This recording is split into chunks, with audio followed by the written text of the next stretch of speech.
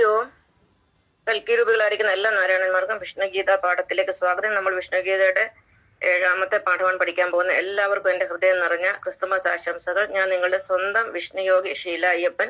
ഇന്ന് നമ്മൾ പഠിക്കാൻ പോകുന്ന പാഠത്തിന്റെ പേര് കൽക്കി അവതാര രഹസ്യമാണ്. ഇന്ന് ഡിസംബർ മാസം 25 ഭഗവാൻ യേശുക്രിസ്തുവിന്റെ ജന്മദിനമാണ്. ഈ ദിവസമാണ് കൽക്കി അവതാര രഹസ്യം വെളിപ്പെടുത്താൻ ഏറ്റവും പറ്റിയ സമയമെന്ന് എനിക്ക് തോന്നുന്നു. അതുകൊണ്ടാണ് ഇന്ന് ഈ പാഠം തന്നെ എടുത്തത്. ഓം നമോ ഭഗവതേ വാസുദേവായ, ഓം നമോ ദേവി വസുധരായ നമഃ. നാം എല്ലാം ജഗത്പിതാവായ നാരായണന്റെയും ജഗന്മാതാവായ ഭൂമിദേവിയുടെ സന്താനങ്ങളാണ്. എല്ലാവരും നാരായണന്മാരാണ്. നാരായണന്റെ മക്കൾ എല്ലാവരും നാരായണന്മാരാണ്. ആദ്യമായിട്ട് നമുക്ക് ഭൂമിയിലെ ഏകദേശം 850 കോടി മനുഷ്യ രഹസ്യം എന്താണെന്ന് അറിയാം. പിന്നീട് നമുക്ക് കൽക്കി രാമരഹസ്യം പഠിക്കാം. ഭൂമിയിലെ 850 കോടി മനുഷ്യരുടെ രഹസ്യം ഇതാണ്. ഭൂമിയിലെ സകല മനുഷ്യരും പ്രപഞ്ച സൃഷ്ടാവായ നാരായണൻ ആകുന്നു. നാരായണൻ എന്നാൽ ത്രിയേക ദൈവമാണ്. അതായത് വിഷ്ണു, ബ്രഹ്മ, മഹേശ്വരൻ എന്നിവർ ചേർന്ന ദൈവം. അതാണ് നാരായണൻ. ഈ നാരായണൻ നമ്മൾ മഹാദൈവം അഥവാ സുപ്രീം ദൈവം എന്ന് പറയുന്നു. ഓരോ മനുഷ്യന്റെ ഉള്ളിലും ഈ 3 ദൈവങ്ങളും ഉണ്ട്. ഭൂമിയിലുള്ള ഓരോ മനുഷ്യന്റെ ഉള്ളിലും ഈ 3 ദൈവങ്ങളും ഉണ്ട്. ഓരോ മനുഷ്യന്റെ ഹൃദയത്തിൽ തുടിക്കുന്നത് വിഷ്ണുവാണ്. ഓരോ മനുഷ്യന്റെ ശരീരത്തിൽ അഥവാ ലിംഗത്തിൽ ഇരിക്കുന്നത് ഭഗവാൻ ശിവനാണ്. ഓരോ മനുഷ്യന്റെ നാഭിയിൽ ഇരിക്കുന്നത് ബ്രഹ്മാവുമാണ്. 3 ചേർന്നാൽ മാത്രമേ നാരായണൻ പൂർണ്ണമാകുകയുള്ളൂ. ഇതാണ് ഓരോ മനുഷ്യന്റെ രഹസ്യം. മനസ്സിലായെന്ന് ഞാൻ വിശ്വസിക്കുന്നു. ഇനി ആരാധനയെ അടിസ്ഥാനമാക്കി മനുഷ്യൻ 3ആയിരിക്കുകയാണ്. അതെന്താണെന്ന് നോക്കാം. ഈ 3 തരം മനുഷ്യരെ അടിസ്ഥാനമാക്കിയാണ് ഈ ലോകത്ത് 3 തരം മതങ്ങളും 3 തരം ദൈവങ്ങളും ഉണ്ടായിട്ടുള്ളത്. ചിലർ വിഷ്ണുവിനെ മാത്രം ആരാധിക്കുന്നു. അവരെ നമ്മൾ വൈഷ്ണവർ എന്ന് പറയുന്നു. ഇന്നത്തെ കാലത്തെ വൈഷ്ണവർ എന്ന് പറയുന്നത് ക്രിസ്ത്യാനികളാണ്. ക്രിസ്തുമതമാണ് വൈഷ്ണവ മതം. ഈ മതത്തിനെ ഞാൻ 916 മതമായി കണക്കാക്കുന്നു. കാരണം ഇതിൽ ദൈവത്തിന് വേണ്ടി ദൈവസൃഷ്ടിയെ ബലി കൊടുക്കുന്ന ഒരു ദുരാചാരവുമില്ല. ഒരു തരത്തിലുള്ള ആഭിചാരമോ അനാചാരമോ ക്രിസ്തുമതത്തിൽ ഇല്ല. ലോകത്തിന് നന്മ മാത്രം ചെയ്യുന്ന ഒരു മതമാണ് ക്രിസ്തുമതം. എല്ലാവരെയും ദൈവത്തിലേക്ക് കൊണ്ടുവരാനാണ് ക്രിസ്തുമതം ആഗ്രഹിക്കുന്നത്. ആരോടും അങ്ങോട്ട് വഴക്കിന് പോകുന്ന മതമല്ല. അഹിംസയാണ് യേശുക്രിസ്തു ഭഗവാൻ ക്രിസ്ത്യാനികളെ പഠിപ്പിച്ചിരിക്കുന്നത്. അതുകൊണ്ട് 3 മതത്തിലും ശ്രേഷ്ഠമായ മതം വൈഷ്ണവ മതം അഥവാ ക്രിസ്തുമതം തന്നെയാണ്. അതാണ് എൻ്റെ അഭിപ്രായവും എൻ്റെ അനുഭവവും. അടുത്തത്, ചിലർ ബ്രഹ്മാവിനെ ആരാധിക്കുന്നു എന്ന് പറഞ്ഞാൽ ബഹുദൈവങ്ങളെ ആരാധിക്കുന്നു. ഇവരുടെ മതമാണ് ഹിന്ദുമതം. ഇവർ ബഹുദൈവങ്ങളെ കൂടാതെ അതായത് വിഷ്ണുവിനെയും ശിവനെയും ഒരുപോലെ ആരാധിക്കുന്നവരാണ്. വിഷ്ണു എന്ന് പറയുന്നത് ഭഗവാന്റെ 24 അവതാരങ്ങൾ ചേർന്നതാണ്. കൂടാതെ വിഷ്ണു ഭഗവാന്റെ ഭാര്യയായ ഭൂമിദേവിയെയും അല്ലെങ്കിൽ ലക്ഷ്മി ദേവിയും ഒക്കെ അവർ ആരാധിക്കുന്നുണ്ട്.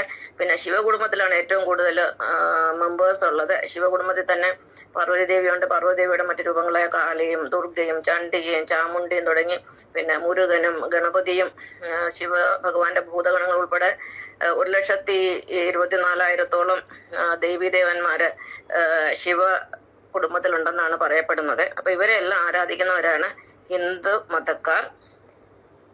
ഇതിൽ സകല ആചാര അനാചാര ദുരാചാര ആഭിചാരങ്ങളെല്ലാം ഉണ്ട്. ഇപ്പോഴും ഹിന്ദുമതത്തിൽ ബലി നടക്കുന്ന പല സ്ഥലങ്ങളുണ്ട്. എനിക്ക് നേരിട്ടറിയാം. ഈ അടുത്ത സമയത്ത് തമിഴ്നാട്ടിൽ ഏതോ ഒരു പുരോഹിതൻ ഒരു ആടിനെ പിന്നെ കഴുത്തറക്കാതെ തന്നെ കടിച്ചു കൊന്നു. എന്നിട്ട് അതിന്റെ ചോര കുടിച്ചു. എന്നിട്ട് അയാൾ മരിച്ചുപോയി. പിന്നെ ഈ എന്താ പറയുന്നത്, ദളിതര് അയ്യപ്പൻ ചേട്ടന്റെയൊക്കെ കൂട്ടത്തിലുള്ളവർ ഇപ്പോഴും കോഴിയൊക്കെ ബലി കൊടുക്കുന്ന ആളുകളാണ്. അപ്പൊ ഹിന്ദു മതത്തിൽ അനാചാരങ്ങൾ ഇപ്പോഴും ഉണ്ട്. ഇതൊക്കെ മാറ്റേണ്ട കാലം അതിക്രമിച്ചിരിക്കുന്നു. അപ്പൊ ഹിന്ദു മതത്തിന് മാനവരുടെ മതം എന്ന് പറയാം, ബ്രഹ്മാവിന്റെ മതം എന്ന് പറയാം. അപ്പൊ ആദ്യത്തെ മതം എന്ന് പറയുന്നത് വൈഷ്ണവ മതമാണ്. അവർക്ക് ഒരു ദൈവമേ ഉള്ളത്. വിഷ്ണുവാണ് അവരുടെ ദൈവം. അതായത് യേശുക്രിസ്തു എന്ന് പറയുന്ന വിഷ്ണുവതാരമാണ്. വിഷ്ണുവാണ് അവരുടെ ദൈവം. അതായത് യേശുക്രിസ്തുവാണ് ദൈവം. രണ്ടാമത്തെ കൂട്ടർക്ക് പ്രത്യേക ദൈവം ഒന്നുമില്ല. ബഹുദൈവങ്ങളെ ആരാധിക്കുന്നവരാണ്. ഇത് രണ്ടാമത്തെ മതമാണ്. രാജസ മതം എന്ന് വേണേൽ ഇതിനെ പറയാം. 3ാമത്തെ മതം എന്ന് പറയുന്നത് ശിവനെ മാത്രം ആരാധിക്കുന്ന ഒരു മതമാണ്. ശിവൻ എന്ന് പറഞ്ഞാൽ അള്ളാഹുവിനെ മാത്രം ആരാധിക്കുന്ന ഒരു മതമാണ് ഇസ്ലാം മതം.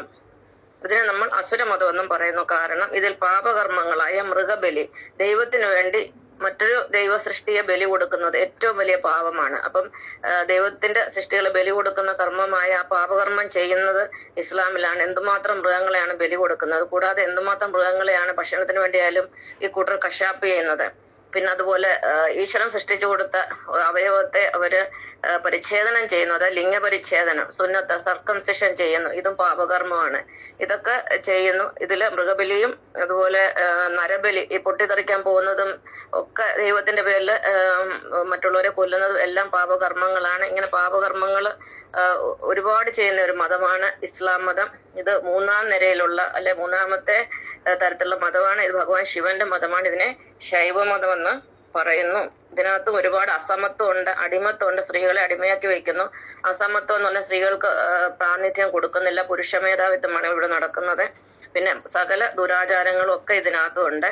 അതുകൊണ്ട് ഇതൊരു ശ്രേഷ്ഠമായ മതമല്ല, ഒരിക്കലും ഒരു ശ്രേഷ്ഠമായ മതമല്ല. അപ്പൊ ഇതാണ് മതങ്ങളെ കുറിച്ചുള്ള അറിവ്. ഇപ്പൊ 3 തരം മനുഷ്യരുണ്ട് ലോകത്ത്. അതായത് നമ്മളിലെല്ലാം ബ്രഹ്മാ വിഷ്ണു മഹേശ്വരൻ ഉണ്ടെങ്കിലും ഈ 3 തരം ആരാധന അടിസ്ഥാനമാക്കി 3 തരം മതങ്ങൾ ഈ ലോകത്ത് നിലനിൽക്കുന്നു. അതായത് പ്രപഞ്ചനാഥനായ നാരായണൻ എപ്പോഴും 3ആയിട്ട് നിൽക്കുള്ളൂ. ഭഗവാൻ ഒന്നായിട്ട് ഒരിക്കലും നിൽക്കത്തില്ല. കാരണം 3ഉം ചേർന്നെങ്കിൽ മാത്രമേ പൂർണ്ണതയാവുള്ളൂ. ഒരു വൃക്ഷം എന്ന് പറഞ്ഞാൽ അതിന്റെ ഇലകൾ ചേർന്നാൽ പൂർണ്ണമാവില്ല. അതിന്റെ വേരും അതിന്റെ തടിയും ഇലകളും 3ഉം ചേർന്നെങ്കിൽ മാത്രമേ അത് പൂർണ്ണമാവുകയുള്ളൂ. അതുകൊണ്ട് ഈ 3 മതങ്ങളും 3 തരം ദൈവങ്ങളും ചേർന്നതാണ് നാരായണൻ. ഇതിനകത്ത് ഒരു മനുഷ്യനെ പോലും നമുക്ക് ഇതിനകത്തൊന്നും ഒഴിവാക്കാൻ പറ്റത്തില്ല. ഇതെല്ലാം ചേർന്നെങ്കിൽ സനാതന ധർമ്മം പൂർണ്ണമാകും. നമ്മുടെ ശരീരത്തിൽ എന്ന് പറഞ്ഞാൽ നമുക്കൊരു കൈയില്ലെങ്കിൽ നമ്മൾ പൂർണ്ണമാവില്ല, നമുക്ക് കാലില്ലെങ്കിൽ പൂർണ്ണമാവില്ല, ഒരു കണ്ണില്ലെങ്കിൽ പൂർണ്ണമാവില്ല. അപ്പൊ നമ്മൾ പൂർണ്ണമാവണമെങ്കിൽ ഇത് 3ഉം ഒരുപോലെ മുന്നോട്ട് പോയെങ്കിലേ പറ്റുകയുള്ളൂ. പിന്നെ മതം ഏതായാലും മനുഷ്യരെല്ലാവരും അടിസ്ഥാനപരമായി ഭഗവാൻ നാരായണൻ തന്നെയാണ്. ഭഗവാൻ നാരായണനാണ് സകല മനുഷ്യരെയും സൃഷ്ടിച്ചിരിക്കുന്നത്. ഓരോ മനുഷ്യരെയും ഭഗവാൻ സൃഷ്ടിച്ചിരിക്കുന്ന ഓരോ ഉദ്ദേശം കൊണ്ടാണ്. ഭഗവാൻ ശിവൻ സംഹാരമൂർത്തിയാണ്. ഭഗവാൻ ശിവൻ ചെയ്യുന്നത് അക്രമമാണ്, പിന്നെ സംഹാരമാണ്, കൊലയാണ് ചെയ്യുന്നത്.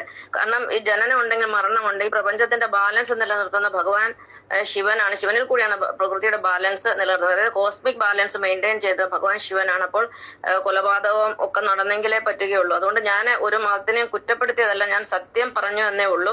അതിനാരും വിഷമിക്കൊന്നും വേണ്ട. എല്ലാവരും നാരായണൻ തന്നെയാണ്. അക്കാര്യത്തിൽ എനിക്ക് യാതൊരു സംശയവുമില്ല.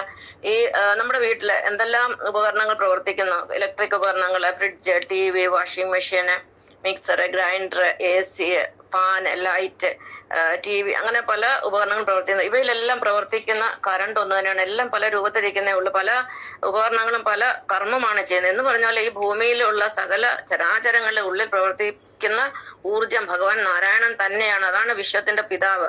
അപ്പൊ നമ്മളെല്ലാം പല രൂപത്തിൽ കാണപ്പെടുന്നെങ്കിലും നമ്മുടെ ഉള്ളിൽ പ്രവർത്തിക്കുന്ന ഊർജം ഒന്ന് തന്നെയാണ്. നമ്മളെല്ലാം പല പല ജോലി ചെയ്യുന്നു. ഞാൻ വന്നിരിക്കുന്നത് ആത്മജ്ഞാനം ലോകത്തിന് പകർന്നു കൊടുക്കാനാണ്. അതുപോലെ ഓരോരുത്തരും അവരവരുടെ കർമ്മമാണ് നിർവഹിക്കുന്നത്. ഓരോ കർമ്മം ചെയ്യാൻ വേണ്ടിയാണ് ഭഗവാൻ ഓരോ മനുഷ്യരെയും സൃഷ്ടിക്കുന്നത്. അതുകൊണ്ട് ആരും ആരേക്കാൾ മോശമാണെന്നല്ല ഞാൻ പറഞ്ഞു. പക്ഷെ മതങ്ങളുടെ കാര്യം പറയുമ്പോൾ നമ്മൾ എല്ലാത്തിലും ഉണ്ടല്ലോ 3 തരം വസ്തുക്കള്. ഇപ്പൊ സ്വർണ്ണമുണ്ട്, സ്വർണത്തിന്റെ മൂല്യം ഇരുമ്പിനില്ല, ആ മൂല്യം വെള്ളിക്കില്ല. അപ്പൊ ഇതിന്റെ മൂല്യങ്ങൾ വേറെയാണ്. അപ്പൊ സാത്വികമായ മതം എന്ന് പറയുന്നത് ക്രിസ്തു മതമാണ്.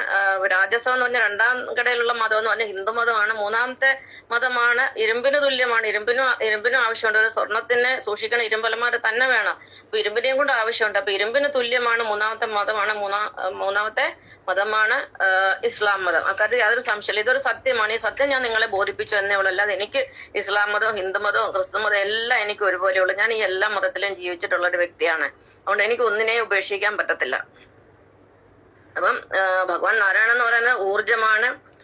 ഊർജത്തിനെ നമുക്കറിയാം ഒരു അവസ്ഥയിൽ നിന്ന് മറ്റവസ്ഥയിലേക്ക് മാറ്റാൻ സാധിക്കുന്നതാണ്. അതായത് ഇപ്പൊ ഇലക്ട്രിക് എനർജിയാണ്, അതിനെ നമുക്ക് ലൈറ്റ് എനർജി ആക്കി മാറ്റാം, സൗണ്ട് എനർജി ആക്കി മാറ്റാം, മെക്കാനിക്കൽ എനർജി ആക്കി മാറ്റാം. അതായത് ഊർജത്തിന് പരിവർത്തനം സംഭവിക്കും. ഊർജത്തിനെ അങ്ങോട്ടും ഇങ്ങോട്ടും നമുക്ക് മാറ്റാം. Energy can be converted from one form to another. ഒരു ഫോമിൽ നിന്ന് മറ്റൊരു ഫോമിലേക്ക് നമുക്ക് എനർജിയെ കൺവേർട്ട് ചെയ്യാൻ പറ്റും.